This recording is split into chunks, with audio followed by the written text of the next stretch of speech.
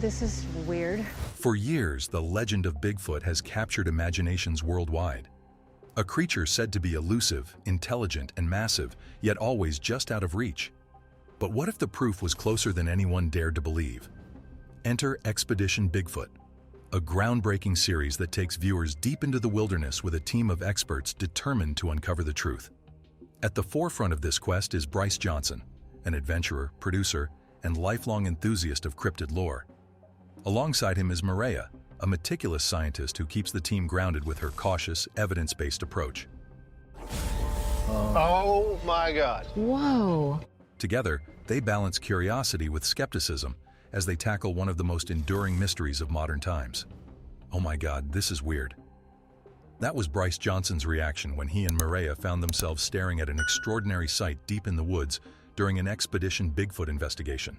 A towering tree structure, unlike anything they'd ever encountered before. 15 feet high, logs intricately woven together. Some weighed over 200 pounds. The craftsmanship was deliberate, intelligent. This wasn't just nature at work, and it certainly wasn't human hands at play.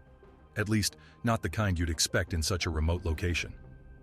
Bryce was awestruck, calling it amazing. Maria, always the skeptic, found it odd.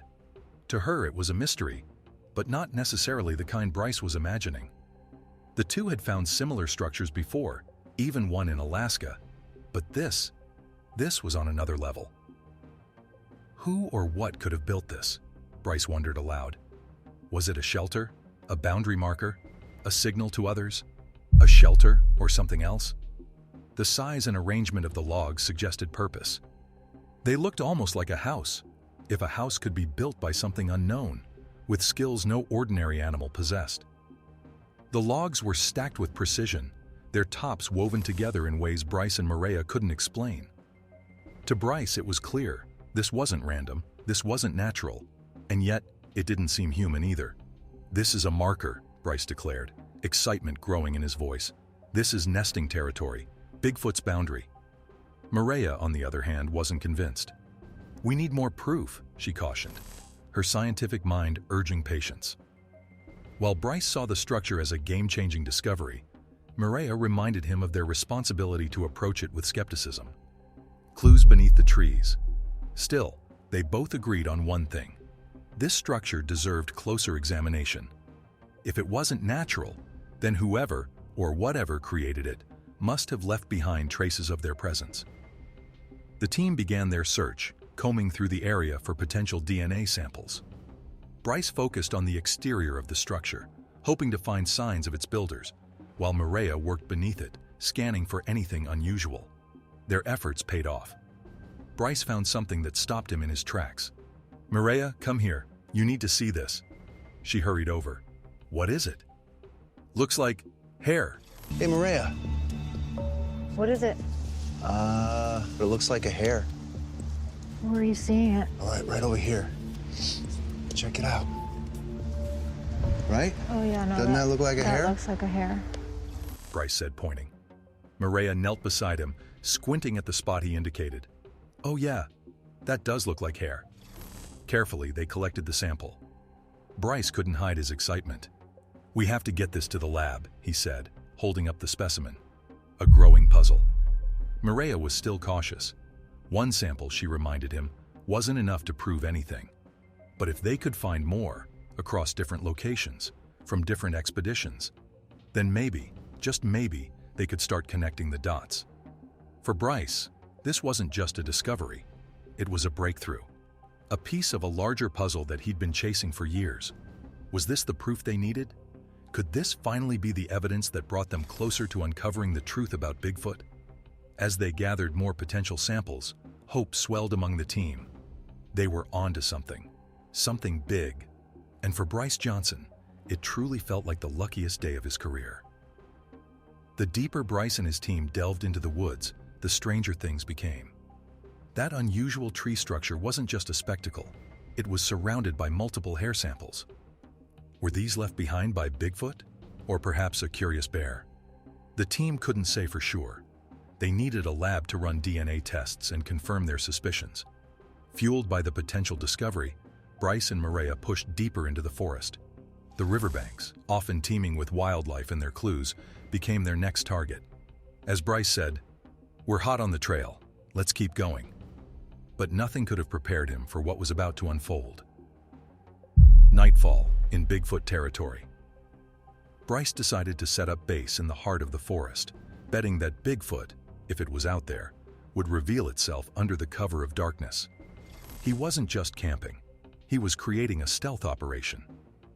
Inside his tent, Bryce set up state-of-the-art equipment designed to capture any activity around him. The tent itself was a marvel. Made from material that blocked EMF frequencies, it essentially turned invisible to any creature sensitive to electromagnetic signals.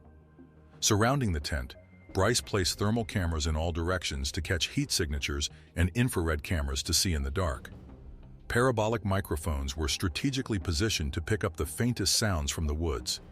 "I've got north, south, east, and west covered," Bryce explained confidently. "If anything makes a sound, we'll hear it. If it moves, we'll see it." Got thermal setup, I've got infrared, I've got north, south, east, and west covered, but I've also set up a parabolic microphone faced in that direction, so anything making noise, walking through the brush, we're gonna be able to hear it. Unseen, yet hunted. As night enveloped the forest, Bryce sat quietly in his tent, scanning the video feeds and listening intently. It didn't take long for his equipment to pick up movement. Strange sounds, subtle but deliberate, echoed through the woods. Bryce's heart raced. Something was out there. Initially, he dismissed the sounds as a bear or deer, but deep down, his instincts whispered otherwise. This was different. The sounds weren't random. They were calculated, as if something was watching him. Then, a sudden flash. One of the thermal cameras picked up a fast-moving heat signature. Bryce leaned in, eyes glued to the monitor. Another flash appeared, this time further away. "Guys, something's moving out there," he muttered, his voice tense. His worst fears came true when the camera caught it, a head peeking out from behind a tree. It wasn't a trick of the light. Something, or someone, was observing him. Bryce tried to keep calm, but his equipment revealed an unsettling truth.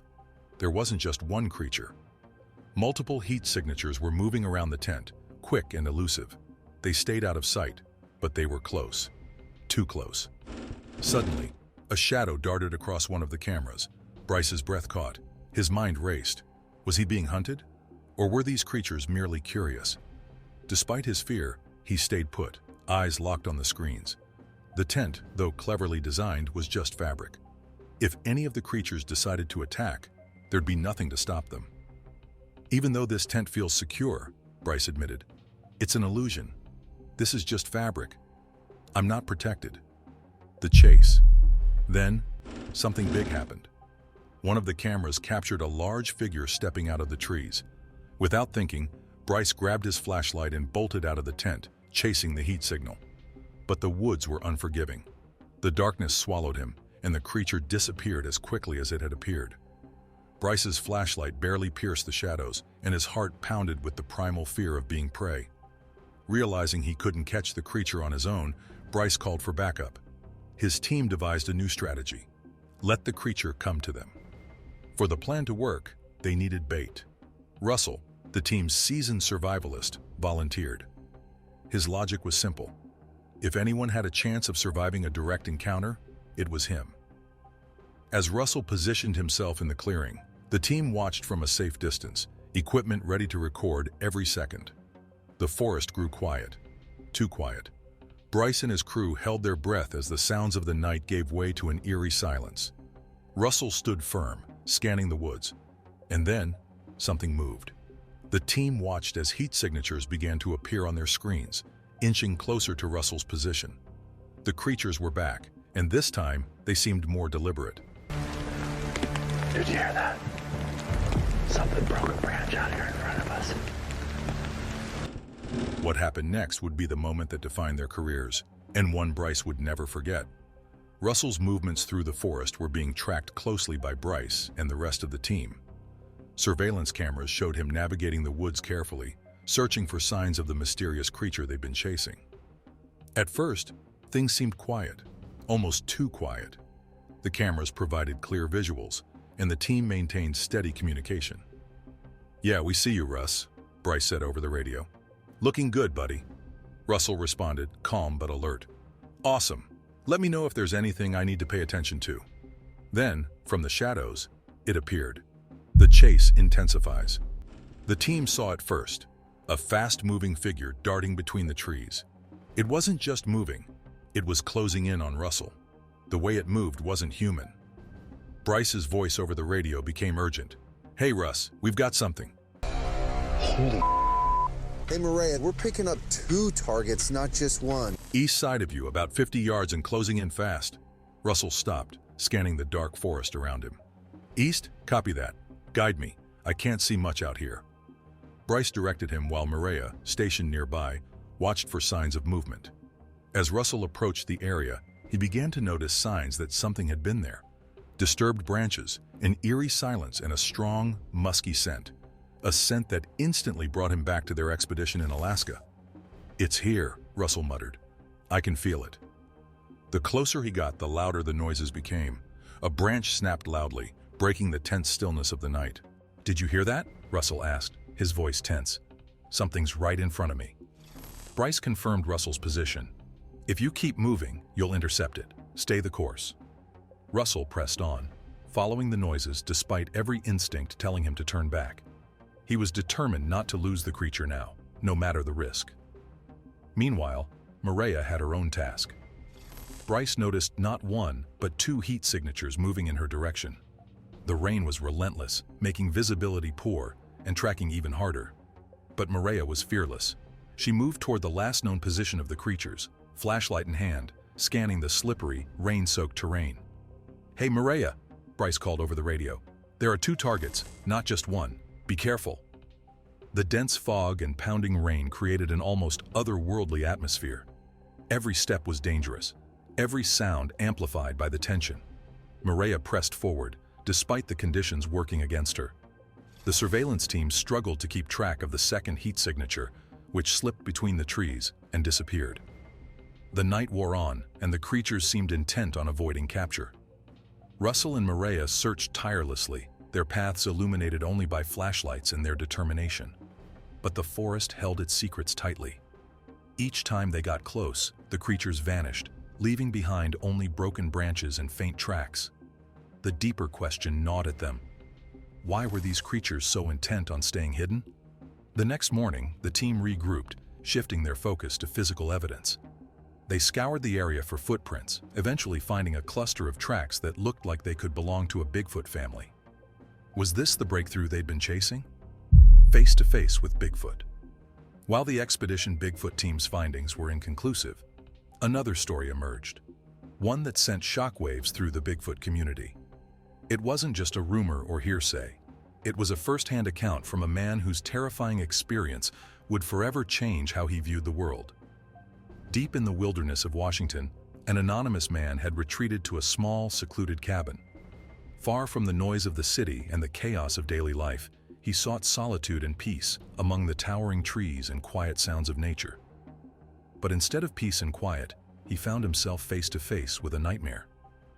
On his second night in the cabin, he sat by the fireplace, the warm glow casting dancing shadows on the walls. The silence was comforting at first, broken only by the occasional creak of the cabin's wooden frame. Then, out of the corner of his eye, he noticed a flicker of movement. Just a shadow, he thought. Perhaps the wind nudged a branch outside. He shook it off and settled back into his chair. But then it came again, distinct, deliberate. He felt the hairs on the back of his neck rise. Slowly, he stood and approached the window, intending to close the blinds. As his hand reached for the cord, he froze. Staring back at him through the cold glass was a face. Massive, framed by tangled dark hair, with deep-set eyes that glowed faintly in the moonlight. It wasn't human. The man's breath caught in his throat. His body refused to move, paralyzed by fear as the creature locked eyes with him. It wasn't just watching him. It was studying him, calculating, its gaze unnervingly calm and intelligent. He felt exposed, vulnerable, like prey caught in a predator's sightline. Summoning every ounce of courage, he reached for his phone. His hands trembled as he fumbled to unlock it. the light from the screen barely steady in his shaking grip. Raising the phone, he snapped a picture, but his fear made the first few shots blurry. The flash of the camera illuminated the creature's face, highlighting the rough texture of its hair and the sharp contours of its massive features. It didn't flinch. If anything, the creature seemed fascinated, tilting its head slightly as if it were amused by his trembling. For what felt like an eternity, the two remained locked in this chilling standoff. The man couldn't move, and the creature didn't either. Then, without warning, it turned and disappeared into the darkness. It moved soundlessly, vanishing into the shadows of the forest as though it had never been there. The man stood frozen, the adrenaline coursing through his veins, leaving him lightheaded. The cabin was silent again, but the memory of those glowing eyes burned in his mind. Sleep was impossible. Every rustle outside made him jump, imagining the creature's return, the aftermath. The hours that followed were filled with dread. The man couldn't sleep. Every rustle of leaves, every creak of the cabin seemed amplified, each sound carrying the possibility of the creature's return. He sat awake, eyes darting to the window, ears straining to catch any sign of movement outside. When dawn finally broke, he dared to review the photos. Most were nothing but blurry streaks, but a few were undeniable. One image in particular showed a clear outline of something massive and powerful, its features unmistakable. The man's fear turned to a conflicted determination. He had witnessed something extraordinary, something rare, maybe even groundbreaking. But what now? The thought of sharing his experience with the world filled him with unease. He knew the risks. Stories of Bigfoot sightings often ended with ridicule, accusations of hoaxes, and public backlash. The idea of being labeled an attention seeker or a fraud was terrifying, but he also knew what he had seen. He couldn't deny the reality of his encounter, and he felt an obligation to share it with those who might understand. After hours of deliberation, he made his decision. He created a fake profile, protecting his identity, and uploaded the photos to several Facebook groups dedicated to Bigfoot enthusiasts. The images, accompanied by his detailed account, quickly went viral. They sparked debates and drew both believers and skeptics into heated discussions. Some praised the clarity of the photos, calling them some of the best evidence ever captured. Others dismissed them as clever fabrications. A chilling legacy. For the man, the experience would haunt him forever. He had gone to the wilderness seeking peace, only to encounter something that defied explanation. The creature's eyes, its calm yet intelligent gaze, remained burned into his memory. And while the world debated the authenticity of his encounter, one thing was certain. He would never forget the night he came face to face with the unknown. As Bryce and the Expedition Bigfoot team continue their search for answers, one thing is clear: the mystery of Bigfoot is far from solved. With every strange encounter, eerie structure, and unexplained noise in the night, the evidence grows, and so does the mystery. What do you think? Could these findings finally be the breakthrough that leads to the truth about Bigfoot?